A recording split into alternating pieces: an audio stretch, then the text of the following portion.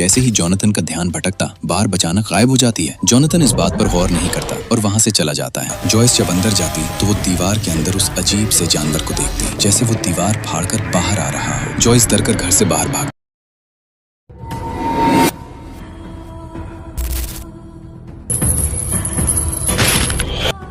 Episode 2 के शुरू में ये तीनों दोस्त इस लड़की को लेकर माइक के घर आ जाते हैं, लेकिन माइक के घर वालों को बिल्कुल नहीं पता कि माइक किसी को छुपा कर घर लाया है। माइक उसे नीचे बेसमेंट में ले जाता है और ये सब उससे पूछते हैं कि तुम कौन हो और कहाँ से आई हो, मगर वो कुछ नहीं बताती। ये लोग फैसला करते हैं कि फिलहाल उसे एक टेबल के नीचे छुपा देते हैं और सुबह ये यहाँ से बाहर जाकर डोर बेल बजाएगी और फिर माइक की ममा उसे रख लेंगी और पुलिस को भी बता देंगी। जब डस्टिन और लूकस चले जाते हैं तो माइक उस लड़की के पास आता, तब वो माइक को अपना नाम 11 बताती है। माइक कहता है कि हम तुम्हें एल कहकर बुलाएंगे। दोनों एक दूसरे को गुड नाइट कहते हैं और माइक ऊपर अपने कमरे में चला जाता है। अगली सुबह चीफ हॉपर जॉयस के घर आता। जॉयस उसे बताती है कि रात को फोन पर वो आवाज मेरे विल की ही थी, आप उस कॉल को ट्रेस करें। लेकिन हॉपर कहता है कि उस कॉल को ट्रेस करने का कोई फायदा नहीं होगा। हॉपर फिर जॉयस से उसके साबका शौहर लोनी के बारे में पूछता है, लेकिन जॉयस कहती है कि उसकी लोनी से कोई बात नहीं हुई। दरअसल लोनी जॉयस का शौहर और विल और जॉनथन का बाप है, जो अब किसी और के साथ रहता है। हॉपर को शक होता है कि शायद विल उसके पास हो। इधर माइक एल के पास सुबह का नाश्ता लेकर आता और कहता कि अब तुम बाहर जाओ और डोर बेल बजाओ, लेकिन एल बाहर जाने से साफ मना कर देती। माइक पूछता कि